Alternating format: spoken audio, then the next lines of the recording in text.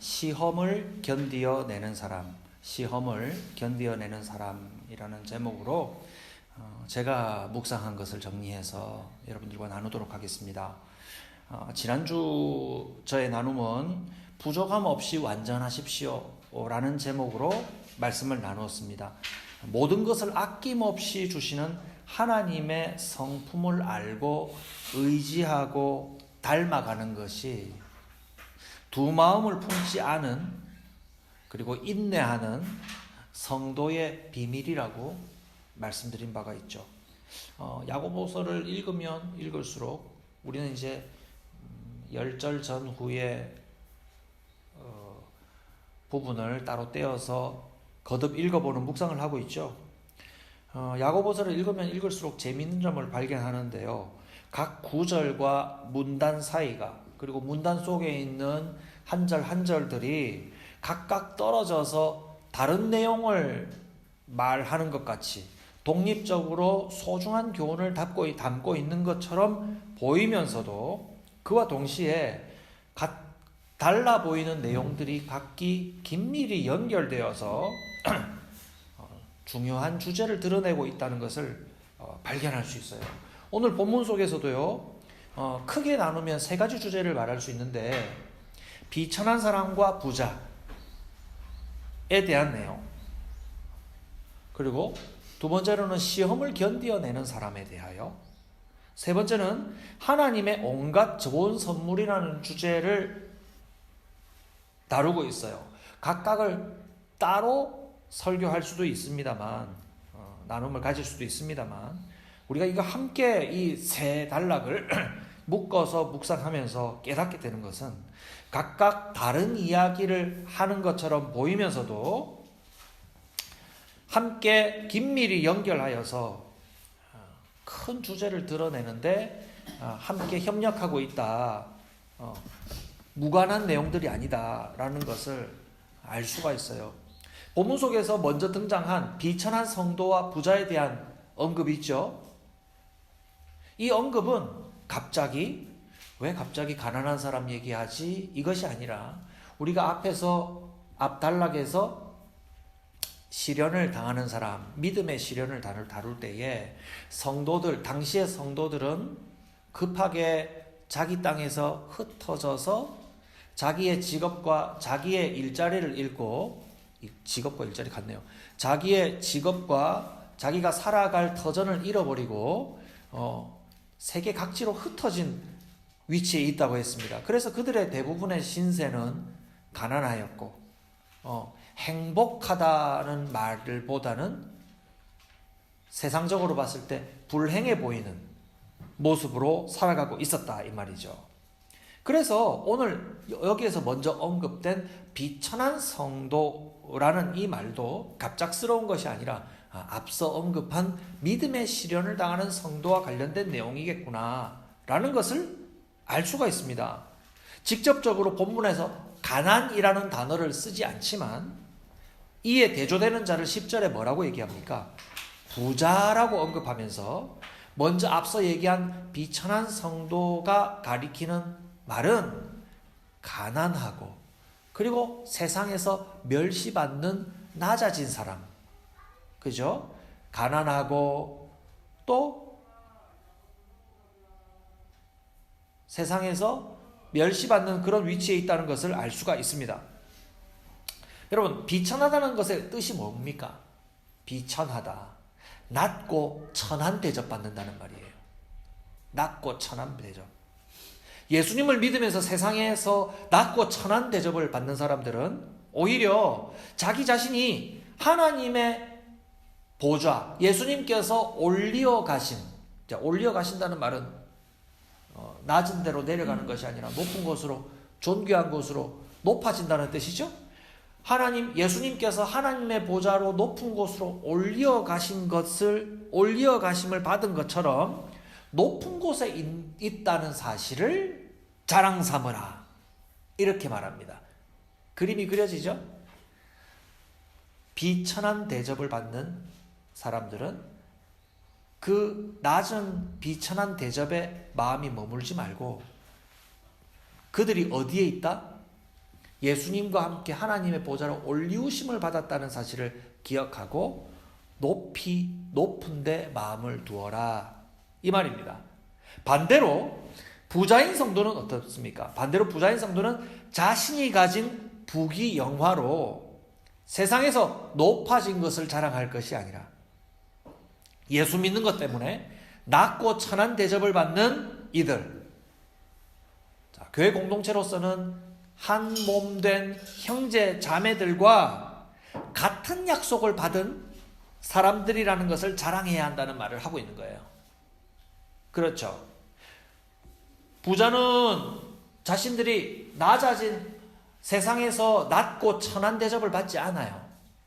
그렇죠. 높다 평가받고 귀하다 평가를 받아요. 그것 때문에 자기들 스스로 나는 낮은 사람이다, 나는 멸시받는, 세상에서 멸시받는 존재들이랑 같은 믿음을 갖고 있다, 그렇게 표현할 필요가 없는 사람일 수도 있어요. 그러나 많이 가진 사람들은 자기가 가진 것으로 자기가 높아졌다 여기지 말고, 이 세상의 대부분의 성도들이 가난하듯이 그들과 마찬가지로 자신의 높음이 어디에 있다? 하늘 보좌로 올리우신 예수님의 올리우심과 같이, 예수님의 올리우신 그 높아짐과 같이 거기에 자신들의 소망이 있다는 것을 자랑해라 라고 말하고 있는 겁니다. 왜냐하면 부자됨은 풀의 꽃과 같이 사라지게 될 것이라고 합니다. 근데 본문이 참 재밌게 얘기해요. 제가 조금 각색해서 부자됨이라고 얘기했지만 성경은 그렇게 돌려서 말하지 않아요. 어떻게 얘기합니까? 부자의 재산이 풀의 꿀과 같이 사라집니다. 이렇게 얘기하지 않고 뭐라고 얘기합니까? 부자는 풀의 꽃과 같이 사라진다. 이렇게 얘기하죠. 부자는 자기 자신의 가진 것으로 자신이 높은 곳에 있다고 여길 것이 분명하지만 자신이 가진 것에 골몰하는 동안 그는 자신의 가진 것을 경량하는 그 일과 함께 자기 자신이 사라지는 것과 같이 덧없는 존재, 소망 없는 존재가 되고 말 것이다 라는 것을 강하게 지적합니다. 그래서 같은 맥락에서 요한일서 2장 17절에는 이런 기록이 있죠. 이 세상이 사라지고 이 세상도 사라지고 이 세상의 욕망도 사라지지만 하나님의 뜻을 행하는 사람은 영원히 남습니다 라고 기록한 것 같습니다. 그래서 여러분, 이 본문을 여러분 어떻게 해석해야 정당하냐면, 돈을 적게 가진 가난한 사람은 무조건 복받게 되어 있습니다. 그리고 돈을 많이 가진 사람은 무조건 멸망하게 되어 있습니다. 돈을 가진 유무를 가지고 그들의 복됨이 결정되는 것이 아니라 어디에 있다? 가난한 성도들이 그들의 마음을 하늘로 올리우심을 받으신 예수님의 자리에 시선을 두고 높아져 있으라 한 것과 같이 그들의 복됨은 돈을 가진 유무, 부자됨, 가난함 그것 자체에 있는 것이 아니라 그들의 참된 믿음이 어디에 있는가에 달려 있다는 걸 말하는 거예요. 그래서 반대로 이 말도 터무니없는 거예요. 터무니없는 거예요. 예수 믿으면 부자 됩니다. 맞아요, 틀려요? 예수 믿으면 돈 많이 벌게 됩니다. 복 받아요. 예수 믿으면은 복 받아요. 전혀 틀린 것은 아니지만 예수님을 믿으면 행복해집니다. 여러분, 이 말에는 참된 뜻보다 틀린 뜻이 더 많아요. 영어로는 이게 좀 구분이 되는데요. 우리말이 덜 하다는 게 아니라 우리말도 표현을 찾아보면 그런 표현이 있겠죠. 예수 믿으면 해피와 blessed, 복받음. 하나님의 복받음이 항상 기쁘고 즐겁지만은 않다 이 말입니다. 하나님의 복 안에 있으면 성도의 마음은 믿음 안에서 기쁘죠. 고난 속에서도 기뻐할 수 있죠. 그러나 항상 즐길 만한 일들만 찾아오지 않는다 이 말입니다. 그런 의미에서 예수 믿어 복받음이 항상 해피하다, 하하하, 즐겁다, 재밌다, 만족된다, 이렇게 할 만하게 찾아오지 않는다, 이 말이에요. 그래서 성경이 말하는 복받는 사람의 본질을 예수님께서 우리가 앞서 읽었던 복음서에서도 확인을 한 바가 있습니다. 누가복음 16장 13절, 마태복음 6장 24절도 같은 병행 본문인데요. 이렇게 기록합니다. 제가 읽어드릴게요. 누가복음 본문으로 읽어드리겠습니다.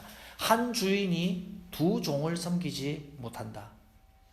그가 한쪽을 미워하고 다른 쪽을 사랑하거나 한쪽을 떠받들고 다른 쪽은 업신여길 것이다. 너희는 하나님과 재물을 함께 섬길 수 없다, 이렇게 말해요. 믿는 자가 하나님과 재물을 두 주인을 나란히 두고 함께 섬길 수 없듯이, 여러분, 가난함과 부자됨의 본질은 무엇인가? 돈을 많이 지니고 있다, 혹은 주머니에 돈을 많이 안 지니고 있다 하는 것 자체가 본질이 아니라 그가 무엇을 섬기고 있는가? 그의 소망을 어디에 두고 있는가? 그의 부요함을 어디에 두고 그가 믿고 있는가? 라는 데 있다는 겁니다. 그러므로 그의 믿음은 돈을 가진 유무에 따라서, 돈이 있고 없고에 따라서 복이 결정되는 것이 아니라 성도가 무엇을, 누구를 주인으로 섬기며 자신을 높고 부유한 자로 여기는가에 달려있다는 거예요. 달려있다는 거예요. 그래서 성도의 마음은 늘 가난한 데 있지만 어떤 의미에서 가난한 마음이 되는 겁니까? 하나님을 내 마음속에 가득 모시고 싶은 마음으로, 하나님을 사랑하는 마음으로 가득 채워 있기 때문에 그의 마음은 가난하다고도 말할 수 있고, 또 하나님 안에서 내 마음이 부요하다라고 말할 수도 있는 거예요.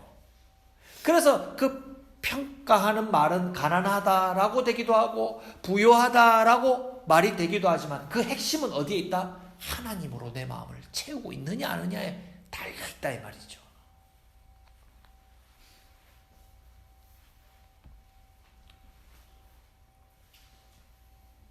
돈을 적게 가진 사람이 본문에서는 어쩌면 더 핵심이 되어 있어요. 돈을 적게 가졌어도 하나님을 사랑하며 순종하며 사는 성도들은요, 자신을 하나님의 약속과 복되게 하심을 상속하게 하는 그런 높은 자가 되었음을 자랑하고 기뻐하는 거예요. 여러분, 이 영적인 훈련과 이 영적인 확인과 교제가 바로 이 자리에서, 교회에서 일어나는 겁니다. 그래서 믿고 다시 세상 속으로 돌아가는 거죠. 돈을 많이 가졌어도 하나님 앞에서 돈을 주인으로 섬기는 것이 아니라 하나님을 주인으로 섬기는 사람은 동일하게 돈이 없는 성도들이 고백하는 것과 같이 고백해야 한다는 겁니다. 그래서 세상에서 돈이 많아서 높은 대접을 받고 멸시받지 않는 부자들의 마음도 역시 나는 하나님이 없으면 이 모든 것을 가졌으나 다 부질없는 것을 가진 것입니다. 저는 당신들의 기준으로 치면 저는 비천한 자입니다. 라고 자기의 낮아짐을 자랑해야 한다는 겁니다. 제가 가진 이것은 동쪽에서 뜨거운 바람이 불어올 때면 풀에 핀 아주 작은 꽃과 같이 사라져버릴 것 같은 허탄한 것입니다라고 고백하는 자야말로 물질을 징였으나 하늘에 소망을 둔, 하나님께 소망을 둔 성도라 하는 겁니다. 그래서 본문의 대조에서 재밌는 것을 보면요, 비천한 성도라 되어 있고요, 부자에게는요 표시가 안 돼 있어요. 부자들은 고민을 해야 될 것입니다. 가난한 성도라고, 가난한 자는 어떤 의미에서 더 높은 곳에 계신 하나님을 소망할 수 있는 기회를 부여받는다 한다면, 많이 가진 자는 그만큼이나 하나님을 갈망하고 찾기 어려운 위치에 있다는 것을 보여준 것 아니겠습니까? 그래서 12절의 말씀, 시험을 견디어내는 사람, 오늘 말씀의 제목이죠. 이 시험을 견디어내는 사람은 물질을 가진 여부와 좀 무관하지가 않은 겁니다. 당시 상황 속에서 앞서 언급된 가난함의 시련이 도리어 하나님의 약속하신 영생의 복을 받는 높아짐으로 여기는 사람이다 라고 볼 수가 있는 겁니다. 이 사람이 시험을 견디어내고 있는 사람이에요. 시험을 견디어내고 있는 사람이에요. 그래서 이 자리에 함께 모인 우리 성도님들도 돈을 주인으로 섬기지 않지만 돈의 문제 때문에 고민을 하고 고생을 하고 신앙 양심으로 정당하게 이 세상 속에서 물질을 가지고 살아가야만 하는 우리의 상황 속에서 오늘도 가난하거나 또 혹은 그것 때문에 멸시받는 위치에 놓인 것을 경험할 때마다 우리의 소망이 어디에 있다? 내가 지금 이 시험을 견디어내고 있는 성도의 위치에 있구나라는 것을 발견하게 되는 거예요. 그는 지금 비록 가난하여도 하나님이 약속하신 영생을 받은 자이며 그 높아짐의 기쁨, 예수님처럼 존귀하게 될 소망을 갖고 살아갈 수 있다 라고 기록하고 있습니다. 여러분, 이 권면을 오해하면요, 지난주에도 말씀드렸지만 야고보서의 말씀을 자꾸만 시험을 견디어낸 자는 복이 있습니다 이 말하면 내가 이걸 정말 힘들게 잘 견뎌내야지, 이 시험에 잘 통과해야지 내가 합격점 복이라는 상을 받게 될 텐데 너무 힘들다 야고보서는, 이렇게 하면서 이 야고보서의 권면 자체를 매우 어려운 요구를 받는 것으로 그렇게 여기는데, 야고보서의 저술 의도가 그렇지 않다고 했죠. 안 그래도 힘들어 있는 사람들한테 그거 이겨내야 됩니다, 그래야 복 받습니다 라고 단호하게 얘기한다면 그것이 위로가 되겠습니까? 아이고, 그 시험은 시험도 아니에요, 저는 얼마나 고생 많이 한 줄 압니까? 그런 식으로 얘기하는 것은 하나도 고생하는 자에게 위로가 아니겠죠. 지금 이 야고보서를 기록한 야고보는 성도의 자리에 있어서 그 일을 겪고 있는 자들이 함께 받게 될 약속과 복을 주시는 소망이 무엇인가를 거듭 함께 확인하는 겁니다. 그래서 이어지는 13절에서 15절을 보시면 이 시험의 다른 차원을 나란히 언급하게 되는데요, 죄에 이르는 유혹에 관한 것입니다. 자, 1절 13절에서 15절 말씀을 제가 한번 읽어드릴게요. 시험을 당할 때 아무도 내가 하나님께 시험을 당하고 있다 라고 말하지 마십시오. 하나님께서는 악에게 시험을 받지도 않으시고 또 시험하지도 않으십니다. 사람이 시험을 당하는 것은 각각 자기의 욕심에 이끌려서 꿰매 빠지기 때문입니다. 욕심이 잉태하면 죄를 낳고 죄가 자라면 죽음을 낳습니다. 여러분, 이 부분을 읽으면서 앞 단락에서도 나왔지만 좀 의문스러워해야 될 부분이 있어요. 시련, 시험, 또 제가 조금 내용을 바꿔서 유혹, 이런 단어들을 가지고 와서 설명을 해왔는데요, 이게 시험 나올 때마다 이것이 어떤 부분인가 좀 의문스러워지죠. 야고보서에서 거듭 제시되고 있는 시험의 두 요소, 제가 지난주에도 말씀드렸는데 한번 확인해 볼까요? 어떤 것입니까? 시련과 유혹이라고 하는 단어로 두 개를 나누어서 볼 때, 시련은 어떤 내용입니까?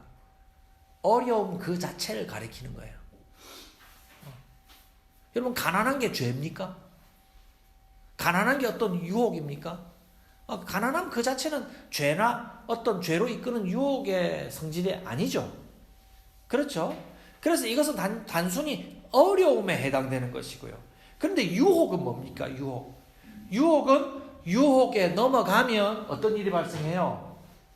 죄에 이르게 되고, 오늘 야고보서 말씀이 얘기하는 것처럼 그 죄를 범하게 되면 곧 사망에 이르게 되는 무서운 하나님에게서 멀어지는 데에 이르게 되는 것입니다. 그런데 지금 앞서 얘기한 것은 가난한 자가 겪게 될 시련을 얘기했다면, 뒤이어 얘기하는 이 유혹에 대한 것은 죄로 연결되고 욕심을 품어 죄가 되고, 그 죄가 곧 사망까지 이르게 되는, 죽음의 맛을 보게 되는 그런 내용을 얘기하니까 이것은 이상하게도 그냥 단순한 시련이 아닌데, 이건 죄에 빠지는 어려움을 얘기하는 것 같은데, 이건 유혹과 비슷한데, 이런 생각을 하실 수가 있을 겁니다. 자, 앞서 얘기한 것과 비슷해요. 제가 왜 갑자기 이 얘기를 하는가, 여러분 좀 길을 잃은 것 같은데, 앞서 얘기한 것과 같습니다. 여러분, 앞서 얘기한 낮고 천한 대접을 받는 가난한 성도가 겪는 것은 여러분 시련과 비슷한 것 같아요? 유혹과 비슷한 것 같아요? 이거 시련과 비슷한 것 같죠? 근데 부자가 마음을 높은 데 두지 말고 도리어 낮아진 것을 낮아지도록 주의하십시오라고 얘기한 것은 뭐에 가깝습니까? 이것은 뭔가 좀 유혹에 가까워요. 왜냐하면 많이 가진 사람들은 자랑하게 될 유혹에 빠질 위험이 많죠. 저 돈 많이 가졌어요. 한번 보여드릴까요? 제가 이런 거 많은 경험을 했어요. 여러분 그런 거 못 해봤죠? 저는 그런 거 하는 정도의 사람입니다. 저처럼 돼야 됩니다. 라고 자랑한다면, 그렇죠? 그것은 다른 사람의 마음을 괴롭게 하거나 혹은 자기 자신을 높이는 셈이 되어서 그것은 교만한 죄에 빠질 수 있는 그런 유혹이 될 것입니다. 자, 이런 유혹의 이끌림을 성경의 다른 부분에서 육체의 정욕이라고도 표현해요. 이것은 착하고 거룩한 소원을 품는 것과는 반대되는, 악하고 하나님의 뜻과 반대되는 어떤 소원, 바람을 표현해요. 이것을 성경에서 다른 부분에서 육체의 정욕이라고 말해요. 육체의 정욕. 들어보신 적 있습니까? 그래서 베드로전서 2장 11절 말씀에는요, 이렇게 권면합니다. 사랑하는 여러분, 나는 나그네와 거류민 같은 여러분에게 권합니다. 영혼을 거슬러 싸우는 육체의 정욕을 멀리 하십시오. 이렇게 얘기해요. 자, 제가 왜 짝을 지어서 이렇게 얘기했냐면, 앞서 얘기한 가난한 성도가 받을 시련과 부자인 성도가 이겨내어야 할 유혹의 성격의 것을 나란히 기록하고 있죠. 뒤에도 시험을 시험을 견디어내는 사람이 되십시오. 시험을 견디어내어서 복을 받으십시오라는 언급과 함께 죄의 유혹에 빠지지 말아서 죄를 짓고 사망에 이르지 마십시오라는 구절이 나란히 붙어 있는 것을 보면, 여러분, 시련을 겪는 것이 죄의 유혹을 받아 죄에 빠지는 것과 무관하지 않다는 것을 설명하기 위해서 제가 이렇게 길게 얘기한 겁니다. 여러분, 몸이 힘들어지고 시련에 빠지게 되면 지치고 그 마음이 인생에 덧없는 것에 마음을 두게 되면서 자기 자신을 비하하게 되고, 내게 있는 소망이 무엇인가, 내게 있는 복이 무엇인가 하면서 그 마음이 하나님에게서 멀어질 위험이 있게 되죠. 그것도 역시 죄된 마음입니다. 그래서 시련과 유혹에 빠져서 죄에 이르게 되는 것은 동떨어진 것이 아니라 나란히 붙어 있다. 나란한 것이다. 그래서 함께 주의해야 된다는 것을 알 수 있습니다. 야고보는 욕심에 이끌려 시험을 견뎌내지 못할 위기에 있는 이러한 성도들에게 어떤 권면을 하고 있습니까? 이 시련과 유혹이라는 관문을 여러분 통과해야 됩니다. 그러면 여러분들이 하나님의 약속하신 상을 받습니다. 라고 말하는 것이 아니라, 강조점이 모든 것을 아낌없이 주시고 나무라지 아니하시는 하나님께 있음을 강조했던 지난 단락처럼, 오늘 이 권면도 마치는 16절에서 18절에 보시면, 나의 사랑하는 형제자매 여러분, 속지 마십시오. 온갖 좋은 선물과 모든 완전한 은사는 어디서부터 온다고요? 하나님 아버지로부터. 빛들을 지으신 하나님 아버지, 이러저러한 변함이나 회전하는 그림자가 없으신 하나님으로부터 내려온다는 것을 강조하고 있어요. 변함 없으신 하나님께서 여러분들의 시험 견디어내는 것을 어떻게 하신다? 보증하신다. 인도하신다. 그러니 여러분들은 소망 중에 시험을 견디어내시길 바랍니다. 라고 다시 새로운 숙제를 합니까? 아니면 소망을 주고 있습니까? 소망을 주고 있다 이 말입니다. 여러분, 진리를 증거하는 사람은요, 항상 소망을 줘야 됩니다. 복음을 얘기한다면서 자꾸만 숙제를 내줘요. 이거 해야 된다. 이거 못하면 벌 받는다. 그게 아니라 복음을 증거하면서 그 복음 안에 있는 참된 소망이 어디에 있다? 여러분 실패하는 여러분 자신에게 있는 것이 아니라 하나님에게 있다는 것을 거듭 강조하고 있다는 겁니다. 그러므로 시험을 견디어내고 있는 사람은 당시와 오늘 우리 성도들의 오늘의 모습을 표현한 것입니다. 시험을 견디어내는 사람은 성공과 실패의 갈림길에 서서 고민하고 있는 사람이 아니라 반드시 모든 좋은 선물을 후하게 주시는 변함없으신 하나님의 이끄심 아래 있다는 것을 확인하는 사람이라는 거예요. 여러분 견디어내고 있는 시험이 있습니까? 그것이 시련이든 유혹이든 우리는 걱정할 것이 없어요. 고민스러울 때도 있죠. 당연히 그걸 하나님 겪으라고 우리에게 허용을 해두셨기 때문에. 그러나 그 모든 것을 모든 것이 하나님의 이끄심 속에 있다는 것을 믿는 성도들은 그 시련과 유혹을 이겨내며 복을 상속받은 사람이라는 것을 확인하게 됩니다.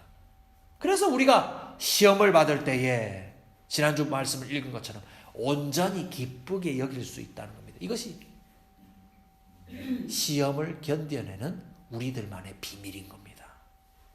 시험을 견뎌내는 사람은 오늘 말씀의 제목처럼 복이 있습니다. 그 길을 하나님이 완전하게 하실 것입니다. 여러분 이 사실을 기억하고 어려움을 앞두고 있는 분들, 어려움을 겪고 있는 분들 고민하지 마십시오. 하나님이 그 길을 완전하게 하시고 여러분들의 믿음을 더욱 성숙하게 이끄시고 복 주신 하나님의 그 소망 중에 날마다 기쁘게 그 길을 걸어가게 하실 것임을 믿으시는 저와 여러분들이 되시기를 주님의 이름으로 축복합니다.